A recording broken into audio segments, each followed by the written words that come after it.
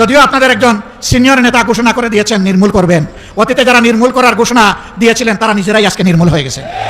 এটা এক ধরনের ভাইরাস, এই ফেসিবাদের ভাইরাস, চাঁদাবাজির ভাইরাস, এই সকল ভাইরাস মুক্ত করার জন্য আরেকটি বিপ্লব অনিবার্য হয়ে উঠেছে। সংসদে জামাত ইসলামকে নিষিদ্ধ করার দাবিদার ভোটচোর জনাব রফিকুল ইসলাম জামাল এমপি তিনি আমাকে হুমকি ধামকি দেওয়া শুরু করেছেন আজ সকাল থেকে। ব্যক্তিগত আক্রোশ এবং আক্রমণ শুরু করেছেন কারণ উনি আমার বিজয়টাকে ছিনিয়ে নিয়েছেন, দাঁড়িপাল্লার বিজয়টাকে ছিনিয়ে নিয়েছেন। আমাদের কর্মকাণ্ডগুলো জনগণ এখন বুঝে গিয়েছে। এর আগেও ক্ষমতায় থাকাকালীন সময়ে এই দেশকে তারা দুর্নীতিতে চ্যাম্পিয়ন করেছিল, এই দেশকে তারা করদ রাজ্যে পরিণত করার জন্য কনস্পিরেসি করেছিল। এরপরে আর না পেরে এখন সংসদের দ্বারা বলতেছে না এদের সাথে আর তো হয় না, তাইলে জামাতকে এখন নিষিদ্ধ করতে হবে। আবারও জামাত শিবির নিষিদ্ধের পায়তারা চলছে। অবাক লাগছে যে জামাত এখন প্রধান বিরোধী দল, আওয়ামী লীগ নিষিদ্ধ পালাতক, জামাতকে এখন আবার নিষিদ্ধ করবে কারা, কিভাবে? আওয়ামী লীগ যেখানে শেষ করেছে বিএনপি সেখান থেকে শুরু করছে। এছাড়াও আমরা সংসদে গত কয়েকদিন ধরে লক্ষ্য করছি কিছু সরকার দলীয় সংসদ সদস্য তারা ফ্যাসিবাদী কায়দায় আবার আমাদের বাংলাদেশ জামাত ইসলামীকে নিষিদ্ধের দাবি তুলছে। এই ফ্যাসিবাদী ভাষা আবার মসজিদে বলছেন যে রাজনীতি করা যাবে না। আর আপনি নিষিদ্ধ করার কে আসলে? জামাত ইসলামের আন্দোলনের মধ্য দিয়েই তো বাংলাদেশে আজকে জুলাই বিপ্লব সংগঠিত হয়েছে। আজকে আমাদের মাননীয় প্রধানমন্ত্রী হতে পেরেছেন, বিরোধী দলীয় নেতা হতে পেরেছেন। আজকে তাদেরকে আপনি মূলোৎপাটন করে ফেলবেন। কে বসানো হয়েছে, তিনি দায়িত্ব পালনে ব্যর্থ হয়েছেন, অবিলম্বে তাকে পদত্যাগ করতে হবে এবং নতুন যোগ্য দায়িত্ববান ব্যক্তিকে বসাতে হবে। এটার কিন্তু একটা মাসুল দিতে হবে এই বিএনপি সরকারকে। আসসালামু আলাইকুম। আপনারা জানেন যে বিএনপির এক এমপি জামাত ইসলামের কার্যক্রম নিষিদ্ধর দাবি তুলেছে। তারপর থেকেই সারা দেশব্যাপী এবং সোশ্যাল মিডিয়া জুড়ে তোলপাড় সৃষ্টি হয়ে গিয়েছে। তার বিরুদ্ধে জামাতের আমির এমন একটা ঘোষণা দিয়েছে, তারপর থেকে দেশ জুড়ে তোলপাড় সৃষ্টি হয়ে গিয়েছে।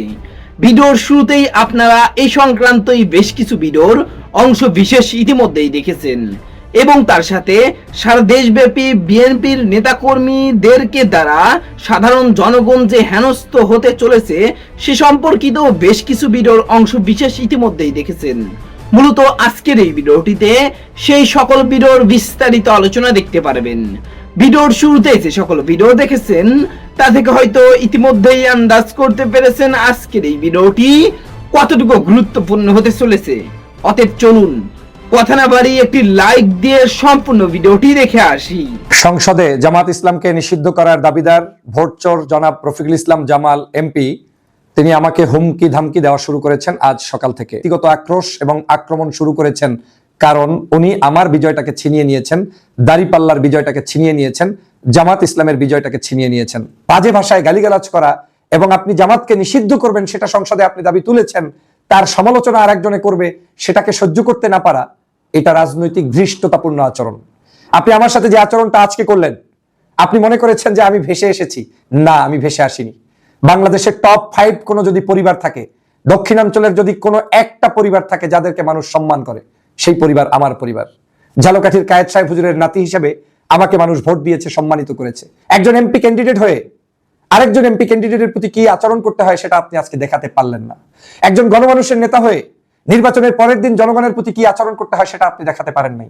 আপনি নির্বাচনের পরেই জনগণকে বলেছেন জারোর সন্তান। আপনার মোবাইল কন্ট্যাক্ট নাম্বার এখানে এসেছে এবং এই কন্ট্যাক্টে আপনার সাথে ভিডিওতে কথা হয়েছে, মানে অডিওতে কথা হয়েছে। আপনি এখানে বলেছেন এই মাদক কারবারি মালয়েশিয়ায় আদম ব্যবসার নামে বাটপারি করে বাংলাদেশে এসে তুই কাকে চোর ডাকাত বলছি, তুই এখন বোঝা নাই, তুই হলি কায়েস সাহেব হুজুরের বংশের সবচেয়ে বাজে সন্তান। তোর বাপ তোকে জন্ম দিয়েছে কিনা তা তো আমার সন্দেহ আছে। তুই এবার বুঝতে পারবি তুই কার সম্পর্কে মন্তব্য করেছিস। কি বুঝাবেন আপনি আমাকে? জীবন মরণ আল্লাহর হাতে, সম্মান আল্লাহর হাতে। রাজাপুর কাঠালিয়াবাসী আমাকে ভোট দিয়েছে। রাজাপুর কাঠালিয়ায় দিন রাত 24 ঘন্টা আমি যাই। একটা মানুষ বলে না ডক্টর ফয়জুল হকের আচার ব্যবহার খারাপ। আপনি আমাকে কি হুমকি দিচ্ছেন? আপনি আমাকে যখন কথা হয় ফোনে আজকে আপনি আমাকে থ্রেট করছেন যে পেনাল্টি দিতে হবে। আপনি আমাকে শুয়ারের বাচ্চা বলে গালি দিয়েছেন। বাংলাদেশে যদি আমার পরিবারের, আমি যদি আমার আইডেন্টিটি থাকার পরে এদেশের ঐতিহ্যবাহী পরিবার কায়েদ সাহেব হুজুরের নাতি, আমি শুধু জামাতের এমপি ইলেকশন করার কারণে আমার পাত মানে আমার সামনে বাড়া খাবারটা টেনে নিয়ে আপনি এমপি হওয়ার কারণে আপনি শ্রদ্ধাবোধের জায়গাটা নষ্ট করে আমাকে গালি দিচ্ছেন আর বলছেন আমি শুয়ারের বাচ্চা। এই কথা আপনি বলতে পারেন ফোনে? আপনি আমাকে বলতে পারেন যে আপনি দেখিয়ে দিবেন আমাকে পেনাল্টি গুনতে হবে। আমি কাকে ভয় পেয়ে কথা বলেছি? আমাকে মানুষ ভালোবাসে ফেসিবাদের বিরুদ্ধে যখন লড়াই করেছি, সংগ্রাম করেছি ট্রুথ ইনফরমেশনের কারণে। আজ শুধু জামাত করার কারণে আপনি আমাকে শুয়ারের বাচ্চা বলতে পারলেন। আজ শুধু দাঁড়িপাল্লার ইলেকশন করার কারণে আপনি আমাকে থ্রেট দিচ্ছেন যে বাংলাদেশে আমাকে করবেন। যেখানে শহীদ রাষ্ট্রপতি জিয়া রহমানের পরিবারের সন্তান জনাব তারেক রহমান জামাত ইসলামের আমির ডাক্তার শফিকুর রহমানের মধ্যে একটা সৌহার্দ্যপূর্ণ আচার ব্যবহার চলছে, দেশটাকে গঠন করার জন্য সামনের দিকে আমরা এগিয়ে যেতে চাই, সেই জায়গায় আপনি সংসদে দাঁড়িয়ে বলছেন জামাত ইসলামকে নিষিদ্ধ করতে হবে। আপনি বলতে পারেন নিষিদ্ধ করতে হবে, আর আপনার কাউন্টারে আরেকজন বলতে পারে আপনি নিষিদ্ধ করতে করার কে, কিন্তু তাই বলে শুয়ারের বাচ্চা বলবেন? আর আপনি নিষিদ্ধ করার কে আসলে? জামাত ইসলামের আন্দোলনের মধ্য দিয়েই তো বাংলাদেশে আজকের জুলাই বিপ্লব সংগঠিত হয়েছে। আজকে আমাদের মাননীয় প্রধানমন্ত্রী হতে পেরেছেন, বিরোধী দলীয় নেতা হতে পেরেছেন। আজকে তাদেরকে আপনি মূলোৎপাটন করে ফেলবেন, ধৃষ্টতা দেখাবেন না। অতএব প্রিয় জামাল সাহেব, মামা বলেই আপনাকে সম্বোধন করছি। আজকে আপনার মাথাটা কি কারণে গরম হয়ে আপনি আমাকে আমার পোস্ট ডিলিট করতে বলেন? আমি কি রাজনীতি করছি আপনার লঙ্গি ধরে করব নাকি? আমি কি রাজনীতি করব আপনার প্যান্টের চেইন ধরে রাজনীতি করব নাকি? আমার রাজনীতি আমি করব, আপনার রাজনীতি আপনি করেন, কিন্তু ধৃষ্টতাপূর্ণ আচরণ করে ভালোবাসা তো মানুষের পাবেনই না, উল্টো যা অর্জন করেছেন সেটা নস্যাৎ করছেন। হার্মফুল কোন সিচুয়েশন সৃষ্টি করে আপনি কিছুই করতে পারবেন না। আপনি নির্বাচনের পরে আমার রাজাপুর কাঠালিয়ার প্রত্যেকটা বাড়িতে বাড়িতে হামলা করেছেন, সব অক্ষরে অক্ষরে লিখে রাখা হয়েছে। মনে করেছেন একজনকে মাইট দিয়ে বাড়ি ভাঙচুর করে চুরি করে ডাকাতি করে আপনি সুন্দরবনে চলে যাবেন? সুযোগ পাবেন না। ফেসিবাদী আচরণ করার চেষ্টা করবেন না। কিসের পেনাল্টি গুনাবেন আমাকে? আমি এই স্বাধীন বাংলাদেশের নাগরিক, আমি আমার ব্যবসা বাণিজ্য রাজনীতি স্বাধীনভাবে করব। রাজাপুর কাঠালিয়ার এমন কোন শক্তি আছে যে আপনি সেটা বন্ধ করে দিতে পারবেন? আপনি বাংলাদেশের কে আছে? আমার মতো ত্যাগী ফেসিবাদের আমলে আপনি দেখেন নাই? আমি স্বরাষ্ট্রমন্ত্রী বাংলাদেশের মাননীয় প্রধানমন্ত্রীর কাছে উদাত্ত আহ্বান জানাবো, আমার পরিবার সহ কারো যদি 1 ইঞ্চি ক্ষতি হয়, আজকের এই থ্রেট পাওয়ার পরে আমি এই ক্ষতির কারণের মধ্যে একজনের নাম আপনাদের কাছে বলে গেলাম, জনাব রফিকুল ইসলাম জামাল, যিনি ঝালকাঠি 1 আসনে জোর করে এমপি হয়েছে, জনতার রায় নয়। এই জামাল যেহেতু তিনি আমাকে থ্রেট করেছেন, আমাকে পেনাল্টি দিবেন, আমাকে দেখিয়ে দিবেন। অতএব আপনারাও দেশবাসী এটা জেনে রাখুন, সোচ্চার থাকুন। আবারও জামাত শিবির নিষিদ্ধের পায়তারা চলছে। অবাক লাগছে যে জামাত এখন প্রধান বিরোধী দল, আওয়ামী লীগ নিষিদ্ধ পালাতক, জামাতকে এখন আবার নিষিদ্ধ করবে কারা, কিভাবে? না, ঘটনা সত্য, জামাতকে নিষিদ্ধের পায়তারা চলছে। দর্শক, আমি আরেকটা আলোচনায় বলেছি যে আওয়ামী লীগ যেখানে শেষ করেছে, বিএনপি সেখান থেকে শুরু করছে জামাতের বিরুদ্ধে রাজনীতি। মনে রাখবেন, জামাত শিবিরের ভাইরা, বাংলাদেশে আপনাদের কোনো বন্ধু নেই, যারা আছে তারা সাময়িক। আজকে এনসিপি আপনাদের বন্ধু, একসময় বিএনপি আপনাদের বন্ধু ছিল, একসাথে অনেক জেল খেটেছেন, একসাথে ফাঁসির রশিতে ঝুলেছেন, একসাথে পাট খেতে ধান খেতে লুকিয়েছিলেন, গরু ঘরে ঘুমিয়েছেন একসাথে। এখন তারাই আপনাদেরকে হত্যা করে, তারাই আপনাদের পায়ের গোড়ালি কেটে ফেলে, শাবল দিয়ে কুপিয়ে মেরে ফেলে, এবং তারাই আপনাদেরকে নিষিদ্ধ করতে চায়। আপনি একটু কল্পনা করেন, জাস্ট যেই জামাত বিএনপি সম্পর্ক, এটা একটা আদর্শিক সম্পর্ক বা সেমি ইডিওলজিক্যাল সম্পর্ক, আমি যেটা বলি, 71 প্রশ্ন থেকে শুরু করে নানান প্রশ্ন, বাংলাদেশের রাজনীতির নানান প্রশ্নে বিএনপি জামাতের আকীদা পুরোপুরি এক। এখনো জিয়াউর রহমানের উত্থানই তো জামাতের হাত ধরে, এই আলোচনাটা স্পষ্ট হওয়া দরকার। অনেকে বলেন যে জামাতের উত্থান জিয়াউর রহমানের হাত ধরে। আরে ভাই, জিয়াউর রহমানের উত্থান জামাতের হাত ধরে, এটা আপনি জানেন? In the name of multi party democracy, শহীদ প্রেসিডেন্ট জিয়াউর রহমান নিষিদ্ধ জামাত ইসলামীকে বাংলাদেশে রাজনীতি করার বৈধতা দিয়েছেন। That's true. এই সেন্সে সবাই বলেন যে জামাতের উত্থান বা জিয়াউর রহমান জামাতকে রাজনীতি করার সুযোগ দিয়েছেন, এটা সত্য কথা। কিন্তু জিয়াউর রহমান হয়েছেন যে জামাতের হাত ধরে, এটা আর মিডিয়া বলে না।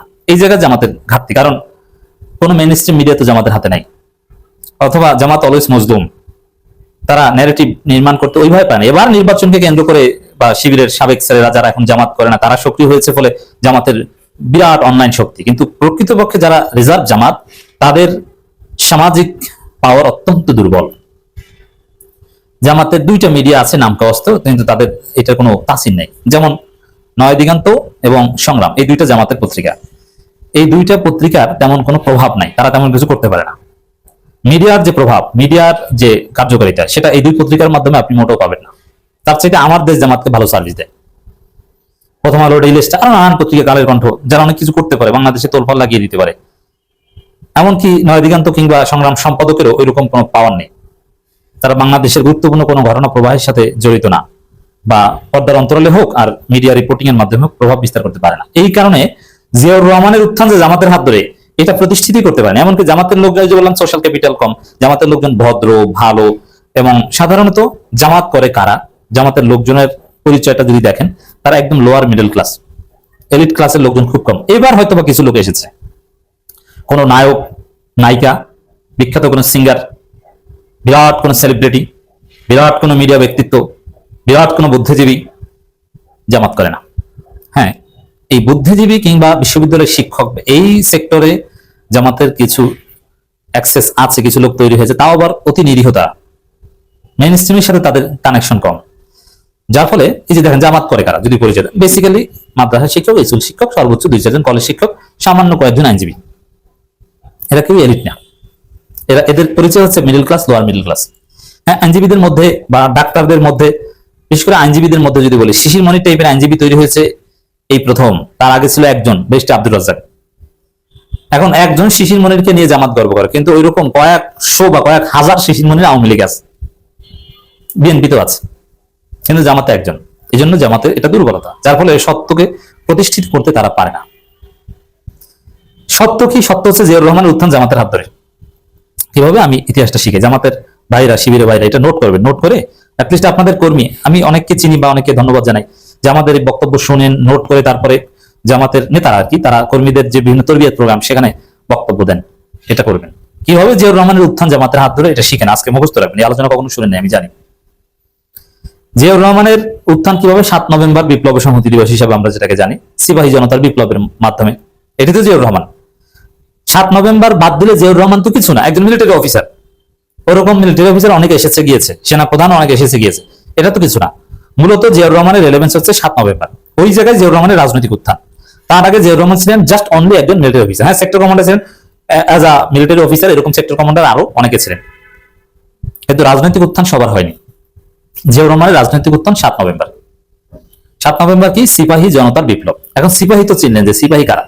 সিপাহী হচ্ছে যেমন সেনাবাহিনীর সিপাহী বা আরো নানান বাহিনীতে সিপাহী আছে, একটা বাহিনী, তাদের পরিচয়। কিন্তু জনতার বিপ্লবী, জনতাটা কারা? 7 নভেম্বর তো আর বিএনপি বলতে কেউ ছিল না। বিএনপিতে পরবর্তীতে যারা মার্জ হয়েছে, মুসলিম লীগ, ন্যাপ ভাসানী, তারাও তো আর জিয়াউর রহমানের সাথে তখন সম্পর্কিত হয়ে ওঠেনি। ওটা তো জিয়াউর রহমান পরে প্রেসিডেন্ট হয়ে তারপরে মুসলিম লীগ এবং ন্যাপ ভাসানীকে মার্জ করেছেন। কিন্তু 7 নভেম্বর জিয়াউর রহমানের কোনো জনতা ছিল না, তিনি ছিলেন জাস্ট একজন মিলিটারি অফিসার। হ্যাঁ, সিপাহীরা তার ভক্ত ছিল, তিনি একজন দক্ষ সামরিক অফিসার ছিলেন। কিন্তু জনতা কারা? এটা উত্তর খুঁজেন, গবেষণা করেন। ঢাকায় কোন কোন জায়গায় জনতা রাজপথে নেমেছিল 7 নভেম্বর? পুরান ঢাকার ভিক্টোরিয়া পার্কে সমাবেশ হয়েছিল, আরো বিভিন্ন জায়গায় সমাবেশ হয়েছিল, এবং ঢাকার রাজপথে নারায়ে তাকবীর আল্লাহু আকবার স্লোগান হয়েছিল। ওই যে 7 নভেম্বর জিয়াউর রহমানের যে বিপ্লব, সিপাহীর বাইরে যে জনতা, জনতা হচ্ছে জামাত। নিষিদ্ধ তৎকালীন সময় নিষিদ্ধ জামাতে ঢাকা মহানগরী আমির সরাসরি রাজপথে বক্তব্য দিয়েছেন, বিভিন্ন জায়গায় জামাতের লোকজন ছিল। বুঝতে পারছেন? জিয়াউর রহমানকে জন্ম দিয়েছে জামাত। এই জন্য একটা ঐতিহাসিক সম্পর্ক জিয়াউর রহমান বা বিএনপি জামাতের সম্পর্কটা কেন আমি আদর্শিক বলি এই কারণে।